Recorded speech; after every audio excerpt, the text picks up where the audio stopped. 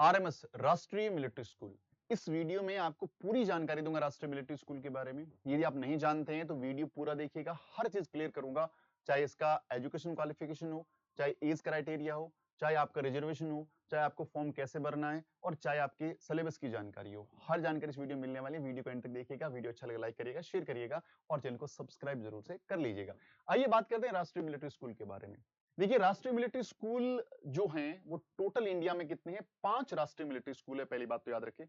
पहला जो है वो हिमाचल प्रदेश चैल के अंदर है, राजस्थान के अजमेर के अंदर दूसरा स्कूल है, और कर्नाटका में बेलगांव में है, और कर्नाटका के अंदर ही बेंगलुरु के अंदर है, और राजस्थान के अंदर धौलपुर के अंदर है।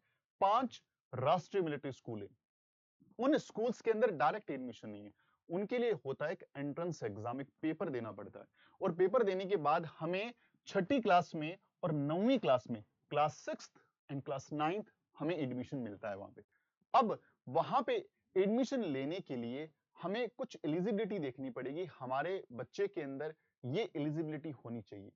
सबसे इंपॉर्टेंट है एज।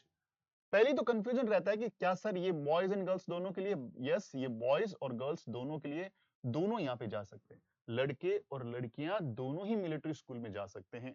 कुछ टाइम पहले तक नहीं जा सकती लड़कियां, लेकिन अब जा सकती है। अगली इंपॉर्टेंट बात कि सर इसका एज क्राइटेरिया क्या है? लड़के और लड़कियों के लिए एज क्राइटेरिया क्लास 6 की बात करें तो 10 से 12 साल की एज, ये ध्यान रखनी है आपको। लेकिन यहां भी थोड़ा कंफ्यूजन रहता है, तो ध्यान रखें, जब इस साल का भी नोटिफिकेशन आया हुआ है तो उसके लिए जिन बच्चों ने फॉर्म भरा था उनका एज क्राइटेरिया जो कैलकुलेट होगा वो 31 मार्च 2025 को एज कैलकुलेट होगा। यानी 31 मार्च 2025 को उन बच्चों की एज 10 से 12 साल के बीच में होनी चाहिए। लेकिन मैं तो आपको बोलूंगा कि ये डेट ऑफ बर्थ याद रखिएगा। कौन सी डेट ऑफ बर्थ? कि बच्चे का जो बर्थ है वो 1 अप्रैल 2013 से लेकर के 31 मार्च 2015 के बीच में होना चाहिए। बस ये डेट ऑफ बर्थ याद रखिए कि यदि ये डेट ऑफ बर्थ होती है तो बच्चा फॉर्म भर सकता है। अगले साल का जब फॉर्म आएगा तो आप इसमें एक एक साल जोड़िए, आप 14 कर दीजिए, यहाँ पे 16 कर दीजिए, यहाँ 14 कर दीजिए, यहाँ पे 16 कर दीजिए। ठीक है। इसी ढंग से क्लास 9 के लिए बात करें तो ये एज ग्रुप 13 से 15 साल का होना चाहिए। अब इसमें डेट ऑफ बर्थ क्या है? इस साल जो फॉर्म भरा था वो 1 अप्रैल 2010 से लेकर के 31 मार्च 2012 के जो बच्चे हैं उन्होंने फॉर्म भरा था। नेक्स्ट इसमें एक एक साल और ऐड कर दीजिए। बस ये एज ग्रुप को लेकर याद रखना है। एजुकेशन क्वालिफिकेशन क्या चाहिए? यदि 5th क्लास के लिए फॉर्म भर रहे हैं तो बच्चा 5th रनिंग होना चाहिए या 5th पास कर चुका होना चाहिए जब एडमिशन का टाइम आएगा। यानी जब आप राष्ट्रीय मिलिट्री स्कूल का पेपर देंगे, इंटरव्यू देंगे, और जिस दिन आप अंदर एंटर होने जाएंगे, डॉक्यूमेंट वेरिफिकेशन कराएंगे, उस दिन आपका 5th पास या 5th जो 5th पास होना चाहिए। रनिंग में फॉर्म भर सकते हो लेकिन पास होना मैंडेटरी। इसी ढंग से 9th क्लास के लिए भी जरूरी है कि आपका बच्चा फॉर्म भरते टाइम रनिंग 9th में चलेगा, लेकिन जिस दिन आप एडमिशन ले जाओ उस दिन 8th पास होना चाहिए, तभी जाके 9th में उसको एडमिशन मिलेगा। ये बात विशेष तौर से आपको ध्यान में रखनी है एजुकेशन क्वालिफिकेशन के लिए। तो आई थिंक ये क्वालिफिकेशन वाला क्राइटेरिया आपका कंप्लीट हो गया कि 2 बातें चाहिए, एक तो एज और दूसरा एजुकेशन। अगली इंपॉर्टेंट बात सर, एंट्रेंस एग्जाम जो होता है वो ओएमआर सीट पे होता है। इस बार ऑनलाइन एग्जाम की बात चल रही थी लेकिन एग्जाम हुआ नहीं, तो हो सकता है कि नेक्स्ट ईयर ये ऑनलाइन भी हो जाए, तो पहले से प्रिपेयर रहना है।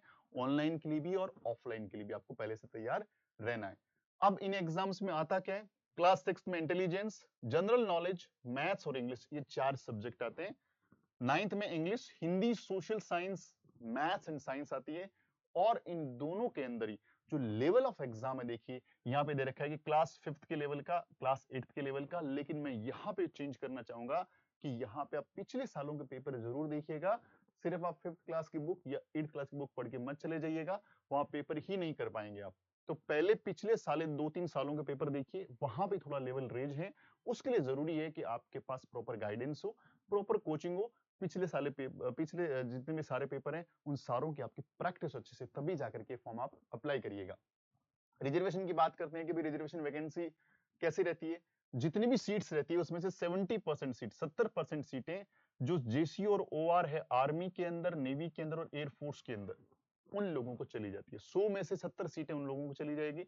बची हुई 30% सीटें जो हैं वो उन बच्चों को जाएगी जो आर्मी, नेवी और एयरफोर्स में या तो ऑफिसर्स हैं या सिविलियंस है। सिविलियंस का मतलब जिनके फादर या मदर किसी भी आर्मी बैकग्राउंड से बिलोंग नहीं करते, वो सिविलियन के अंदर काउंट होते हैं। यानी जिनके घर में कोई आर्मी के अंदर, एयरफोर्स के अंदर या नेवी के अंदर नहीं है, वो सिविलियन में काउंट होते हैं। तो वो सब लोग 30% में आएंगे और उनके साथ साथ ऑफिसर्स के बच्चे, आर्मी, नेवी, एयरफोर्स के बच्चे आएंगे और बाकी सिविलियंस हो गए। अब बोला कि मैक्सिमम 50 सीटें जो हैं वो उनके लिए रिजर्व रखी जाती है जिनके फादर या मदर किसी भी युद्ध के दौरान, किसी भी आर्मी एक्शन के दौरान शहीद हो गए हैं। उनके लिए 50 सीटें रिजर्व रखी जाए, उनमें सिर्फ वही बच्चे जाएंगे। और इसके बाद देखिए, इन इन सब में क्या है, 27% ओबीसी का रिजर्वेशन, 15% एससी का और 7.5%, 7.5% एसटी का रिजर्वेशन रहेगा। ये हर जगह, हर कैटेगरी में, चाहे वो ये 70% कैटेगरी है चाहे वो 30% कैटेगरी, दोनों में एप्लीकेबल होगा। बात करते हैं गर्ल चाइल्ड की। लड़कियों के लिए 10 सीटें, 10% सीटें या 30 वैकेंसी, जो भी मैक्सिमम होगा। सारी सीटों का 10% निकाला, मान लीजिए 35 आ गया, तो 35 सीट्स। यदि सारी स्कूलों का 10% निकाला और उसमें 20 आया, तो भी 30 सीटें गर्ल चाइल्ड के लिए रिजर्व रहेगी। टोटल पांचों मिलिट्री स्कूल मिला करके, किसी एक में नहीं है, सब में मिला करके है ये। तो ये बात होगी रिजर्वेशन की, कैसे अपने को सीट्स मिलेगी, कैसे क्या रहेगा। पहले एडमिट कार्ड्स आएगा, वो तो हमारे जब फॉर्म भरेंगे तब में एडमिट कार्ड का पता रहेगा, एडमिट कार्ड कब आएगा। उसके बाद एक इंटरव्यू होगा, उसके बाद फाइनल रिजल्ट आएगा और फाइनल रिजल्ट के बाद जो बच्चे पहुंच जाएंगे उनके अंदर एंट्री हो जाएगी। जो बच्चे बच जाएंगे, जो बच्चे किसी कारणवश नहीं जा पाएंगे और जितनी वैकेंसी वहां पे रह जाएगी, तो वेटिंग लिस्ट के बच्चों को बुला लिया जाएगा। ये प्रोसेस रहता है राष्ट्रीय मिलिट्री स्कूल का। वैकेंसी इसमें वेटिंग लिस्ट चलती रहती है।